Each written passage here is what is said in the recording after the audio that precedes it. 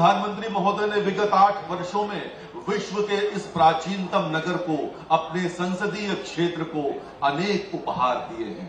और उसी श्रृंखला में आज मां गंगा के तट पर धर्म, आध्यात्म और संस्कृति के संगम के रूप में टेंट सिटी के उद्घाटन का समय है। माननीय प्रधानमंत्री महोदय से अनुरोध है कि कृपया बटन दबाकर टेंट सिटी का उद्घाटन करने की कृपा करें।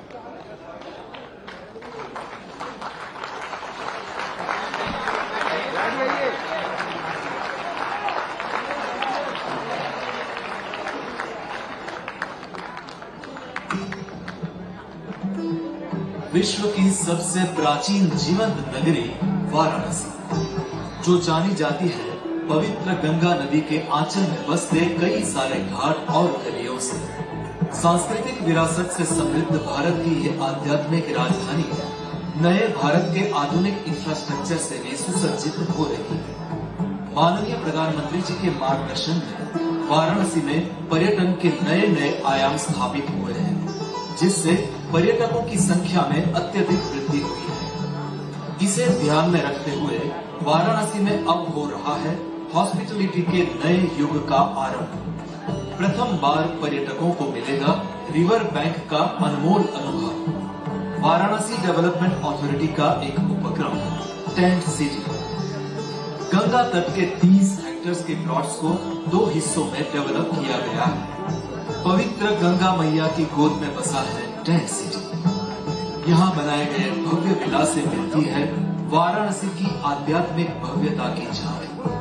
कुल 600 से अधिक टेंट्स की क्षमता वाले टेंट सिटी में है 4 प्रकार के अलग अलग स्तर के कॉटेजेस, 800 मेहमानों की स्वागत क्षमता युक्त कॉन्फ्रेंस फैसिलिटी, कैफे और डाइनिंग हॉल की सुविधा, शाकाहारी तथा शराब मुक्त परिसर, स्वच्छता पर विशेष ध्यान, पर्यटकों को घाट से लाने और ले जाने के हेतु नौका सेवा, घाटों से नौका द्वारा केवल 10-15 मिनट की दूरी, उत्कृष्ट कोटि की सुविधाएं, अतिथि सत्कार के सर्वोच्च मानदंडों का पालन और पैकेज के विविध विकल्प, जिससे होती है आध्यात्मिक वैभव की अनुभूति। टेंट सिटी का निर्माण होने से देश विदेश से बड़ी संख्या में पर्यटक इसका लाभ पाएंगे, जिससे वाराणसी के पर्यटन विकास को बढ़ावा मिलेगा। साथ ही स्थानिक रूप से रोजगार में भी वृद्धि होगी।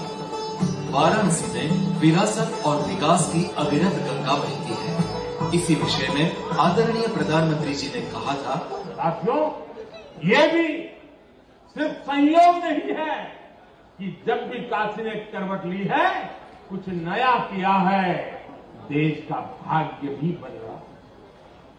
काशी में चल रहा विकास का महायज्ञ आज एक नई ऊर्जा को प्राप्त कर रहा है।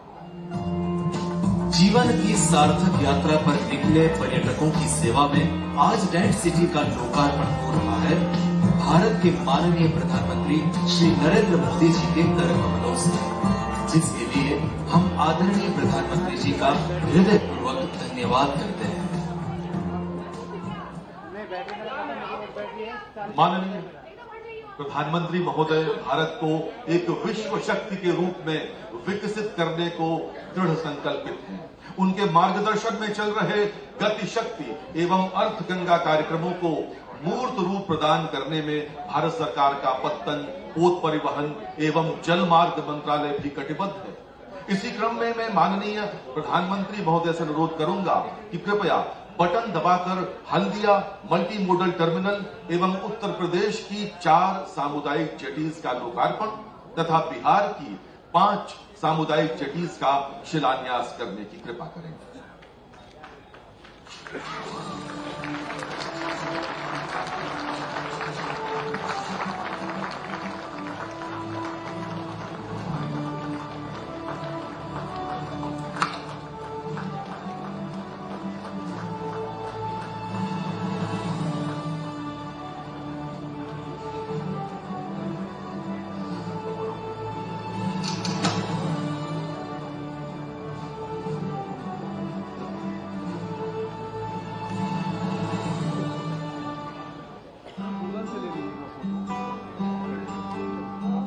जलमार्ग से होने वाला ट्रांसपोर्टेशन सड़क और रेल मार्ग से कई गुना सस्ता पड़ता है।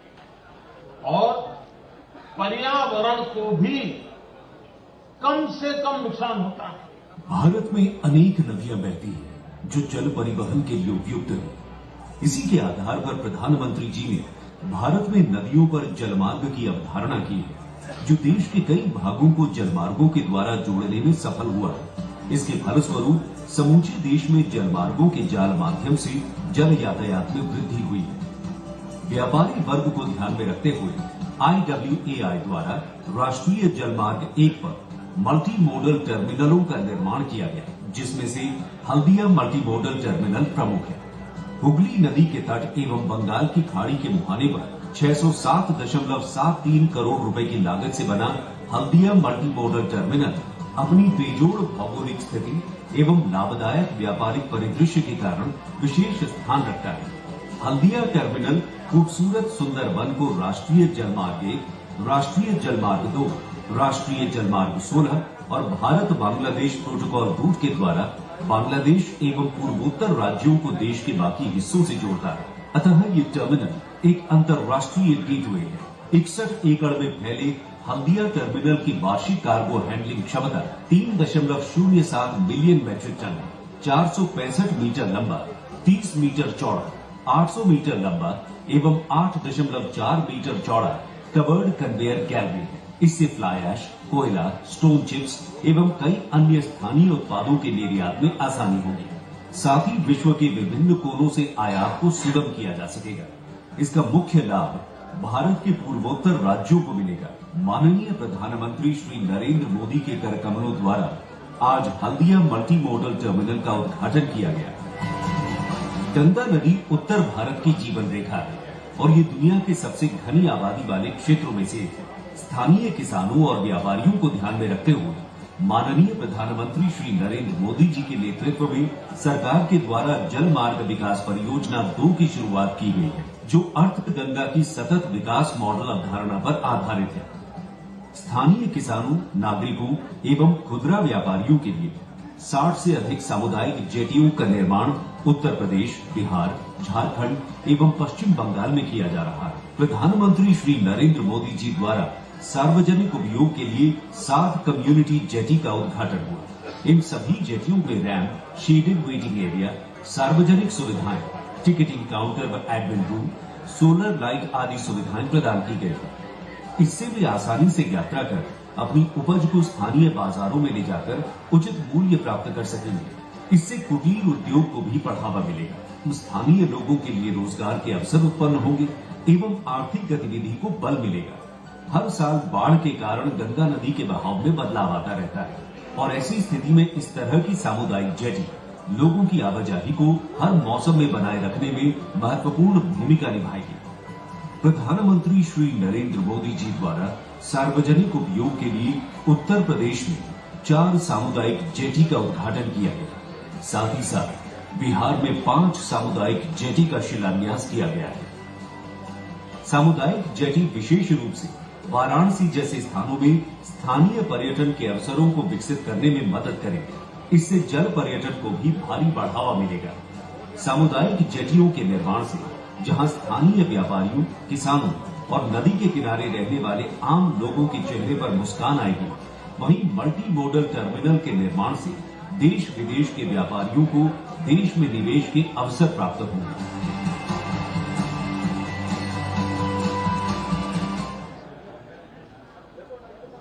परिवहन के पारंपरिक साधन जैसे सड़क मार्ग या रेल मार्ग कहीं न कहीं पर्यावरण को हानि पहुंचाते हैं और माननीय प्रधानमंत्री महोदय ने सदैव पर्यावरण की दृष्टि से संतुलित विकास को ही प्राथमिकता दी है और इस दिशा में जल मार्ग को उपयोगी पाया है।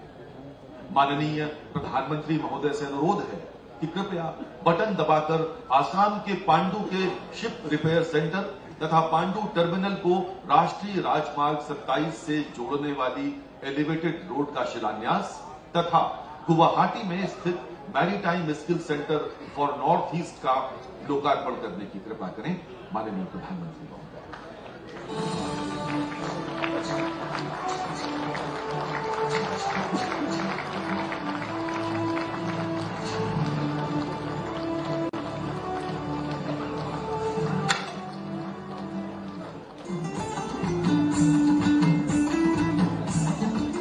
माननीय प्रधानमंत्री श्री नरेंद्र मोदी जी की एक्ट ईस्ट पॉलिसी में पूर्वोत्तर राज्यों की अहम भूमिका है।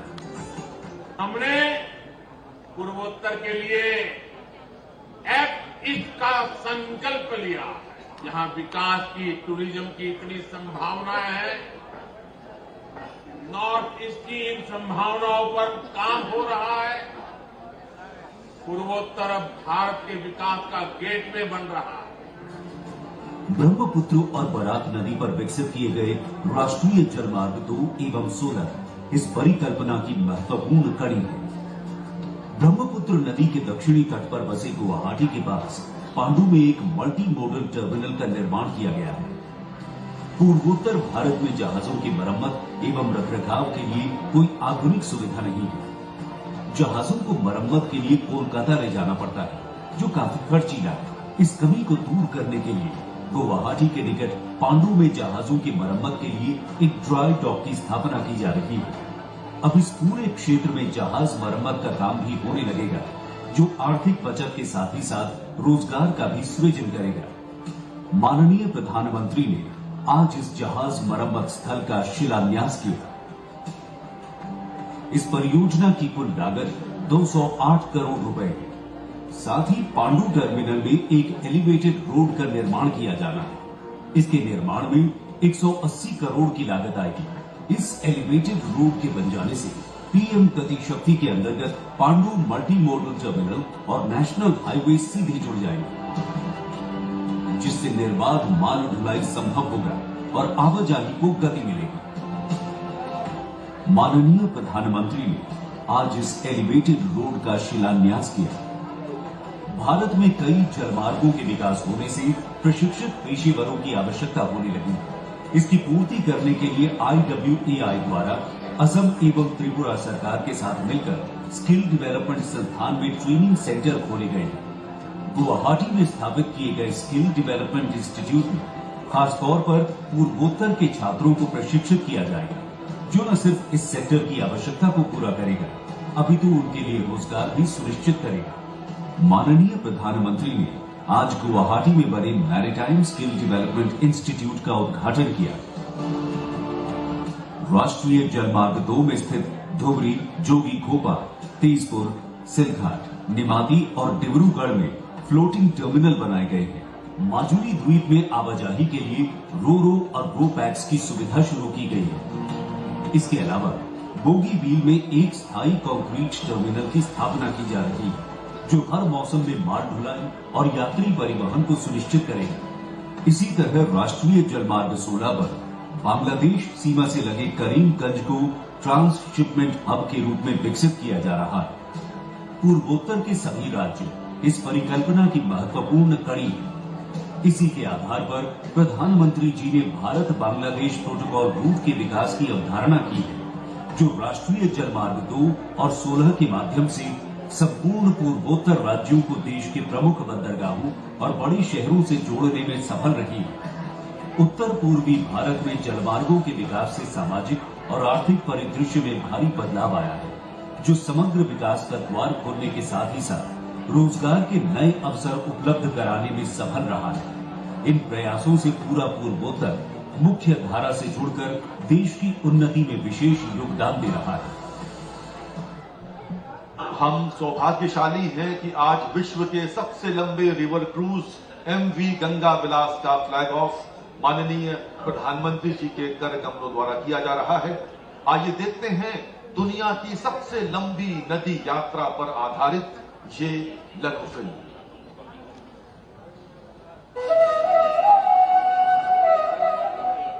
प्राचीन काल से ही भारत की नदियां न केवल जीवन का अनंत स्रोत रही हैं, बल्कि विश्वसनीय नौचालन मार्ग भी साबित हुई हैं। माननीय प्रधानमंत्री श्री नरेंद्र मोदी के नेतृत्व में भारत सरकार इन राष्ट्रीय धरोहरों का पुनः निर्माण करने और इन्हें पुनर्जीवित करने के लिए प्रतिबद्ध है और देश का अंतर्देशीय जलमार्ग परिवहन क्षेत्र तेजी से प्रगति कर रहा है। भारत की नदियों में आधुनिक क्रूज चले, व्यापार भी हो, टूरिज्म भी हो, इस दिशा में हम तेजी से आगे बढ़ रहे हैं। इस लक्ष्य को साकार करने के लिए 106 नए राष्ट्रीय जलमार्गों की शुरुआत की गई है, जिससे आर्थिक क्षेत्र 25 गुना वृद्धि करेगा और देश में पर्यटन से जुड़े स्थानीय व्यापारियों को रोजगार मिलेगा। विकास की इस महत्वाकांक्षी यात्रा में गंगा विलास रिवर क्रूज एक अहम अध्याय है। विश्व का सबसे लंबा और अत्याधुनिक luxury river cruise Uttar Pradesh, Bihar, Jharkhand, पश्चिम बंगाल और असम को मित्र देश बांग्लादेश से जोड़ते हुए 51 दिनों में 3200 किलोमीटर की दूरी तय करेगा। गंगा विलास रिवर क्रूज यात्रियों को गंगा, भागीरथी, हुगली, मेघना, जमुना और ब्रह्मपुत्र नदी पर बसे 40 प्रतिष्ठित स्थलों की इको फ्रेंडली यात्रा पर ले जाएगा, जहां उन्हें पूर्व की 27 नदियों के प्राकृतिक वास की एक करीबी झलक मिलेगी। माननीय प्रधानमंत्री से हरी झंडी मिलने के बाद गंगा विलास रिवर क्रूज की ऐतिहासिक यात्रा की शुरुआत होगी वाराणसी के पवित्र घाटों से, जहां से ये गंगा नदी पर उत्तर प्रदेश के किलों, संग्रहालयों और मंदिरों से होता हुआ गाजीपुर, बक्सर, बिहार पहुंचेगा, जहां यात्री पटना साहिब गुरुद्वारा के दर्शन और झारखंड के मनोरम दृश्य का लुत्फ उठा पाएंगे। फरक्का में हुगली नदी पर अनोखे गांवों और डाक बंगलों के मनमोहक नजारे और ध्वनियां क्रूज का स्वागत करेंगे, जो जल्द ही कोलकाता के ऐतिहासिक महानगर की चहल पहल और लजीज मिठाइयों की दुनिया में प्रवेश करेगा और फिर धाराओं पर बहता हुआ विश्व के सबसे बड़े मैंग्रोव जंगल सुंदरबन पहुंच जाएगा, जहां यात्री मेघना नदी डेल्टा की लहरों पर बोनो बीबी की कहानियों से अवगत होंगे। काजीरंगा के घने जंगल गुवाहाटी में स्थित सबसे प्राचीन शक्तिपीठों में से एक कामाख्या मंदिर, निचले और ऊपरी असम को जोड़ने वाली महत्वपूर्ण रेल कम सड़क धमनी बोगीबिल पुल का वास्तुशिल्प चमत्कार और माजुली की सांस्कृतिक शामें इस यादगार यात्रा का अंतिम पड़ाव है, जहां विश्व का परिचय पूर्व की विशेष तौर पर संजोई गई सांस्कृतिक और पाक विधाओं से होता है। तो आइए और हमारे साथ मिलकर भारत की पावन नदियों के समृद्ध और अनछुए इतिहास का जश्न मनाइए, क्योंकि एक भारत श्रेष्ठ भारत के समग्र राष्ट्रीय संकल्प के तहत पूरा देश मना रहा है संस्कृति का एक अद्वितीय उत्सव।